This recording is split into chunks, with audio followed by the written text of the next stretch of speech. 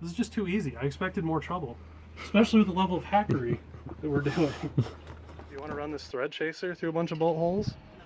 Oh, I'll buy you a coffee. Aha. So there's this deal where you just need to be a man and just get it. My arms were tired. It's been a long day. Could be a hat. Oh, bro, shorter. Pythagoras and geometry. What's going on here? Oh, dipped over the coolant. Not too often do you get to pour oil right into the center of the engine. Da da da da. It's a good time.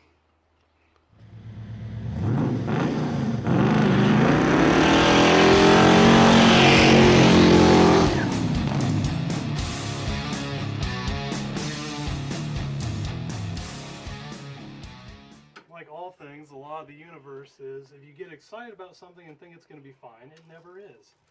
So I'm hopeful here, but just had to go and run my mouth, get overly excited.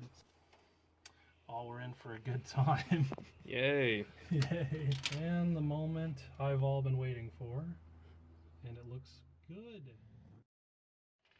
Howdy my friends and welcome to the channel today. I'm Luke, Thunderhead289. Here I am again with Alex. We're working on his old Foxbody that he bought with selling GameStop stock. So if you watched our first video, we had some valve train issues which we knew about when we picked the car up. And so luckily for us it wasn't too bad. So we're at the point now of reassembly. All the old lifters are out and we're moving right along, I guess. So he's over here scraping the old gaskets off. We have everything good and covered up, as you can see. Of course, we're going to change the oil, and you know, today is already we're at reassembly. So with that, let's jump right in. So in our last video pulling the engine down, we did find a few lifters that were just completely exploded. Now oddly enough, the back side of the lifter that rides on the cam lobe seems to be in really good shape, and just looking at the engine, it's real clean, like it's been boiled and assembled very recently, or at least it has very, very low run hours. So I assume this happened early on. I've been trying to figure out why, racking my brain, and one of the conclusions I came to is that someone mistook these what are called positive stop stud rockers, which Ford used at a certain point that you actually torque down, but they're kind of misleading to look at because, as you can see, they look like your typical stud rockers where, you know, you would set your preload and all that, but these aren't that way. You know, if your push rods aren't right, then you're not going to have the right amount of preload. They're very similar to how pedestal rockers work on a Ford. So all I can really figure with this engine is that someone tried to adjust these like typical stud rockers, not positive stop style, and it flew apart just very early in the run. The other thing I really don't like about this era of Fords is these are actually all press-in studs. So they had a few different variants of them, but they have a tendency to like to pull out if you run any aftermarket valve springs. So I got a valve spring seat pressure tester here, and what I'm looking for is just the moment when that valve starts to open. You can see we got a nice little lever arm on the rocker arm down there, and it's looking like it's somewhere between 60 and 80 pounds. So as far as stud rockers go, you really, or I guess press-in studs, excuse me, you really don't want to get much over 100 or else they start pulling out. So it's one of those things. So we should be okay there. I'm not in love with it, but we're just gonna, I think we're just gonna run it and see how it goes. Alex and I, we've gone back and forth about pulling these cylinder heads and having a machine for screw-in studs, but I think we're gonna send it. Now the other reason I bring up the spring pressure on these guys is the other potential that could have happened is someone just straight up had this all set up right, but with that low spring pressure, they just over revved it. And you know, on the valve train, the lifter has to stay on the cam lobe, and it's directly correlated to that spring pressure. So if the springs are too light at high RPM, that valve won't get shut fast enough, and there'll be clearance on your valve train, and it'll start bouncing around. And it just makes me wonder if the push rod started bouncing around the lifters and everything got real funny at some high RPM and it just flew apart. So it's hard telling, but this time around, you know, I'm sure we'll get it set up right. My infinite wisdom here, still didn't bring an oil drain pan. So again, with our clear valve cover, that looks like a 5-quart valve cover, right? Right.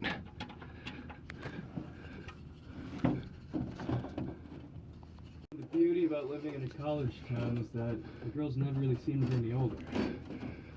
Yeah. I had the camera on. So I think I determined that a valve cover is in fact not 5 quarts. Had to put the drain plug back in. Oh shoot. It's fine. It's fine. Pythagoras and geometry. What's going on here? Oh, dipped over the coolant. Ah! Oh man, everything's like Tetris around here. In hindsight, I should have cut this out first. Ah yes. A funnel. It really doesn't look that metally. Or really metally at all even. Smells kind of fuely, which kind of fits with the narrative of everything being rich. And I mean, obviously it was missing a cam lobe or a lifter, so one of the cylinders was doing absolutely nothing. Okay, back for round 2, here we go. This is one thing I want to point out here, something to be aware of when you're using gasket sealer on an intake. It doesn't take a lot, it's a very light coat, so you can see that there's actually enough gasket sealer here where it's restricting the coolant port, which is absolutely not what you want to do on an old 50-year-old design pushrod engine, because they already do not cool the greatest. So just something to be mindful of. Now regarding the cooling system here, when we did get the car, there was no means of cooling on the engine, no fan, nothing like that. The belt was super loose, but something to note about being in this Foxbody in this serpentine style is you'll notice that this water pump pulley doesn't have any ribs in it, and that's because of the back side of the belt actually rides on this pulley in particular, which means it should be a reverse rotation water pump. So a shout out here to Jamie Miles. You know, I wasn't sure if this particular water pump was a reverse rotation. It's very hard to tell with Fords. There's a lot of different timing covers and everything, and he was able to reference some of the defining features on here, and he did tell me that it is in fact a late 80s, early 90s truck water pump, which is in fact reverse rotation. So that's good, and luckily I did find a reverse rotation clutch fan in some of my piles of parts that I have everywhere. So it might not be perfect for this car permanently, but just to get everything up and going, it'll be enough where we'll at least have a sufficient cooling system for breaking in the cam. So these V-style intakes are already pretty hard to install. There's a lot of mistakes that people make along the way. There's a lot of geometry at play there, and you know, no fault of anyone, it's really pretty easy to mess them up. So you want to give yourself every advantage to succeed when installing the thing. Now oftentimes the bolt holes in the cylinder heads will get real rusted up and everything, and it can, you know, give you inaccurate torque readings. So it's always a good idea to run a thread chaser down through your cylinder heads here where your intake bolts go into, and then you can get an accurate torque. Of course, you're going to lube up your intake bolts first, make sure all those threads are clean. I got a 5/16 thread chaser here. We're just going to run through all these threads, and especially on these Fords, the 4 outside corners, they get real rusty and really screw with your torque. So again, always a good idea. And this is really what you're going for here. Once you've ran the thread chaser all the way down and through, you know, you should be able to thread it in and out pretty easy. Dude, you yeah, you look like you just got out of a coal mine. I'm the canary. There you go. The mine I pigeon. brought you the tinted ones. Oh, perfect. Yeah, there you go. That doesn't look safe. Whatever you're doing, I don't want to. You might get Sorry, doing what? Nice. This is good. I know, it's fine. What could go wrong? Do you want to run this thread chaser through a bunch of bolt holes? No. Oh. I'll buy you a coffee. Aha. I was scraping all those gaskets going for you.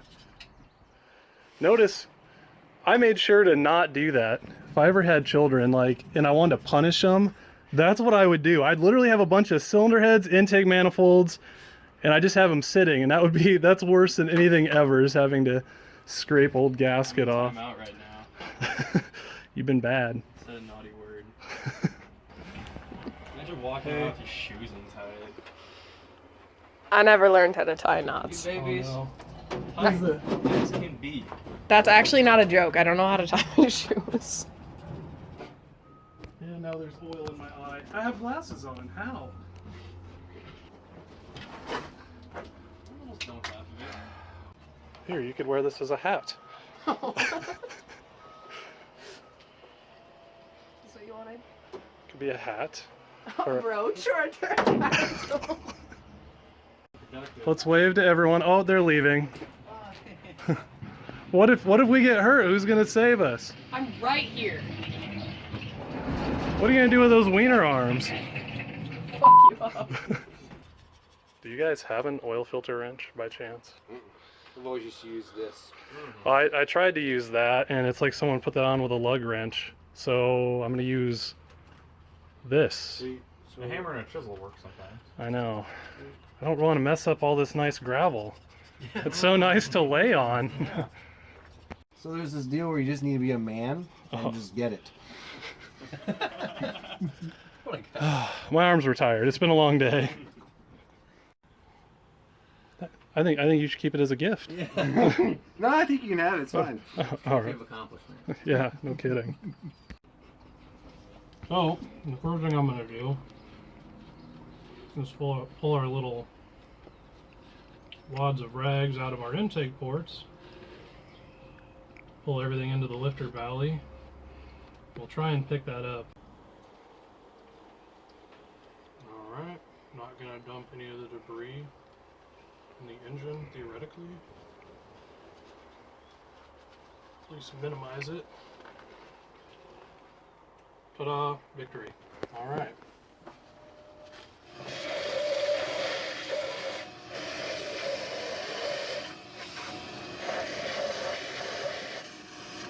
So to give these lifters the best opportunity to live here, what you're going to do is take each one out and then put a pretty hefty glob of assembly lube on the bottom of them where it contacts the cam. Nothing too crazy here, just a big old gnarly glob on there. Maybe a little generous with it. Slide that guy on in. And now to do 16 others. You meant 15 others, didn't you? Well, we're engineers and we don't have a calculator, so, you know. I'm catching a lot of flack with my friends for buying a non-working car. Yeah, I was kind of wondering what they would all think when you told them what was wrong with it, since they do new cars. And Oh yeah. and like I said, this is like stuff 30, 40, 50-year-old men are even afraid to get into and do. I mean, you can see it's really not that bad. I mean, I got a friend who was like scared when I said the words "take the engine apart."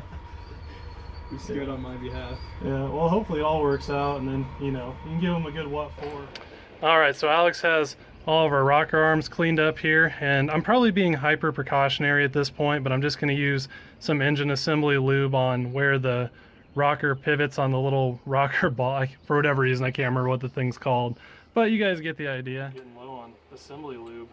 That stuff lasts a long time. I think I've put together 3 engines with that thing, like full builds. So it's probably completely unnecessary, but just makes me feel better. They pretty much pulled all the zinc out of the oil. I think most oil has like 500 ppm. Some diesel oil still have quite a bit. So that Rotella T4, we're going to put some 1540 in here, just some cheap, essentially Walmart oil, but it has a good zinc content, and then follow that up with a good additive, blend that in good, for a camshaft break-in. And I really don't think we're going to have any issues. It's always a decent idea to just, again, add a ZDDP. Am I saying that right? ZDDP additive. And so that helps, again, with the metal-to-metal contact surfaces of the cam. I've never seen any issues from breaking in the cam with it, so it seemed like cheap insurance to me. So a once-in-a-lifetime opportunity, well, not once in a lifetime maybe, but not too often, you get to pour oil right into the center of the engine. Da da da da. It's a good time. Okay, so in my haste, I grabbed my 302 oil pump driver, which the 351 has like a larger, what is it, like 5/16, I think, 5/16 oil pump drive hex on it. So I do not recommend doing what I'm about to do, but that's what we're gonna go for. So, get in here without filleting my leg again. I prefer to use a distributor because you can stay nice and linear that way.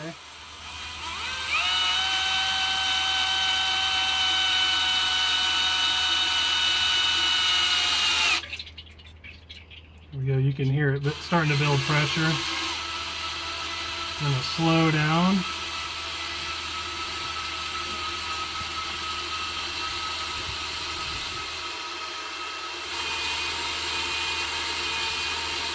Eventually we'll see oil come up from the lifters. You can see right here, our front lifter, there's already oil coming down. This is a tight engine. More loose engines have a lot less resistance. You can see it coming out of some of the lifters now, the lifter bores. You can see it coming up and through our rocker arms. So again, I prefer this because you get all the air out of the lifter this way, and right now we don't have any preload on them. So the lifter is at its full volume size, I guess, for lack of a better term. So once I see flow on all of them, I'm going to call it good. Alright, there we go. I think we got oil coming up in every single one of them. It's draining through the bottom there because it's not tight, of course. But every little oiling hole, the oil obviously comes up through our lifter valley here into the lifter to the hole in the side of the lifter, of course, where there's this recess. Goes in there, fills up the whole lifter body, and obviously comes out where the push rod is. Push rod's hollow, comes out up to our rocker arm. So it looks like everything is good and pre-lubed. The lifters are charged with oil now. The scary part, got that out without dropping it in. A lot of folks will install that oil pump drive shaft upside down. It's called a Tinnerman collar, and if they don't have that on there, you can actually pull the oil pump drive shaft out with it, and if you're really unlucky, you'll pull it out and it'll fall down in the engine. So we didn't have any of that happen, so that's all good things. This is just too easy. I expected more trouble, especially with the level of hackery that we're doing. Alright, so since these are technically positive stop rockers, they're going to take, you know, 18 to 23, somewhere in there, foot-pounds of torque. I need to look up the spec on Google real quick.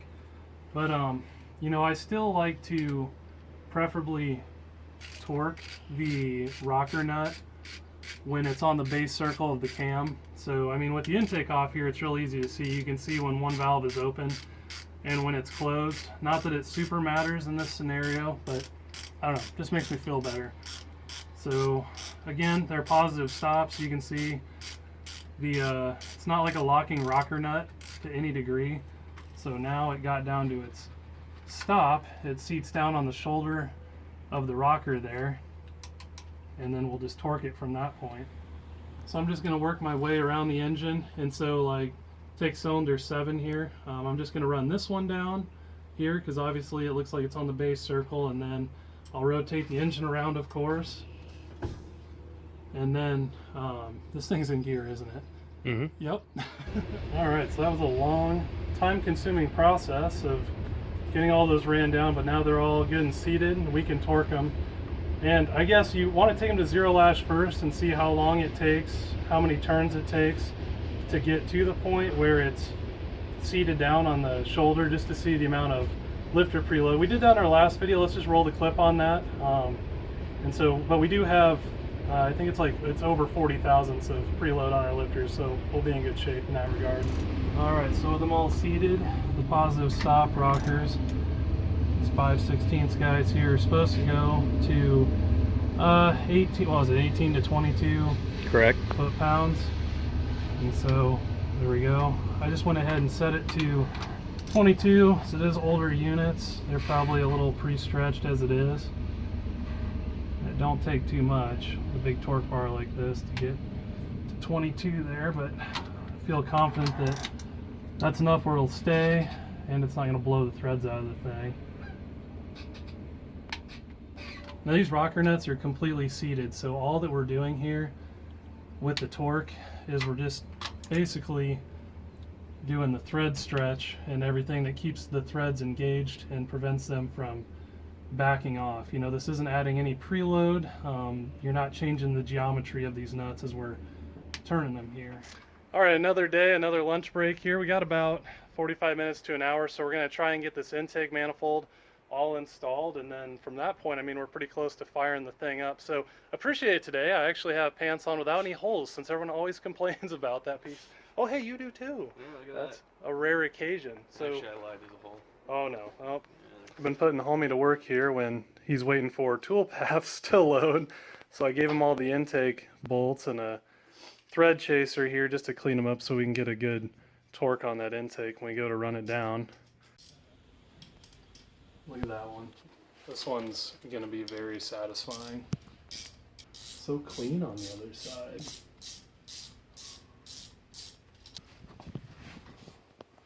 Minty, you can see the threads again. So Alex here has done a good job of getting everything good and cleaned up. Everything's good and scraped. Went around with carb cleaner and made sure all of the residual oil is off of everything so our gasket sealer sticks. I just threw the intake gaskets in here to check the alignment. The nice piece about these Fords is that part of the head gasket actually sticks out, and there's a lip on some of these Felpro style gaskets. They're just the typical standard stock units, but they catch that head gasket piece and help to align it, because that's one of the things that folks do when they install these V-style intake manifolds is they set them down, it's not perfectly aligned, they slide it around, the intake gaskets move, and you know, you can have some really fun vacuum leaks. So I also cut a few pieces of all thread just to help us line up that intake manifold when we set it in. Then of course we'll take those out and put the normal bolts in. So again, you know, the biggest thing with these V-style engines is folks mess up the intake installation. So what I like to do, and of course I'm, you know, more the hyper cautious type. Now see, those studs help when you go to drop your intake on, so it sits on square. And what I actually do, I even go a step further, and I'll put all the intake bolts in, just make sure everything's good. You know, we've chased the threads on our intake bolts, on our cylinder head, so everything should be good and clean. But you know, you'd hate to get in a situation where you get bound up, something's not right, and you're chasing, you know, racing gasket sealer for it to set up, which I've gotten that scenario before, and you know, it's just a good idea to run all your bolts in just to see if everything's going to go down snug before, you know, you're actually doing the real thing. How is that plugged up? Just something off the vacuum tree that they decided not to use. Hard to say what this intake was on before it was on this engine in this car. All right, so we got the intake all mocked up and it looks like it's good and seated, and I don't see any issues. All the bolts went in fine. One thing to note here is on the front of the engine where the intake meets the block, some folks call it the China wall, has a lot of different things that folks refer to it as, but you'll see that's a very tight clearance now, and this is a good reason why I don't end up using these cork end gaskets in favor of using gasket sealer. Oftentimes, like with this engine, you know, we know the heads have been reworked, and what happens is they'll plane the bottom of the cylinder head, so they'll actually come in, you know, they technically sit lower on the block. So there's a few things to watch out for with that. It changes some geometry. Obviously, where the head bolt is that goes into the intake here, that's going to move inboard more. So you just want to be mindful, and that's why I mock all this up. If you're trying to run your intake down and it's dragging on the side of the intake, you know, you're going to get a bad torque. It might not seat. Same with, you know, the front intake seal here. If this is hanging up that intake, you're going to have vacuum leaks all over the place. It's just a nightmare. So some good reasons why I go ahead and do this before I actually install the intake. So it's kind of a messy ordeal the way I do it, but remember earlier in the video I talked about how people get a little too much gasket sealer on the intake gaskets and it splooshes over into the port and restricts your ports. Now some folks actually run them around the intake ports. I'm not going to do that. I guess. I've never had issues, and if you do have a leak, you know the fuel will just quickly deteriorate your gasket sealer anyway, so if it does save you, it's not going to last that long anyhow. So really, you know, this just helps seal up any anomalies in the block. You can see there's a lot of pitting around the water ports. That's why I do this. It's just a little added security, and the coolant isn't going to mess up the gasket sealer to any degree. At this point, I usually, like I said, I opt to go for a gasket sealer, and where you want to be minimalistic on the intake gaskets per se, you really don't want to be on the china walls here. So you can always wipe off the excess. That's not an issue. Also, a lot of folks always comment on this hole on small block Fords. Everyone thinks it's because the block is damaged for whatever reason. That's just a typical Ford casting thing that they do. Allows oil to get up to the timing chain. A little extra lubrication, a little extra drain back. Make sure I get that right there. And this begins the scary part where we're racing the clock against gasket sealer. My absolute favorite. This is especially fun when you're in a vehicle. So I'm just gonna, wish I had 4 lineup studs here, but I don't. Just gonna catch that guy. Catch this guy in here. The wind is blowing and the door is shutting on us.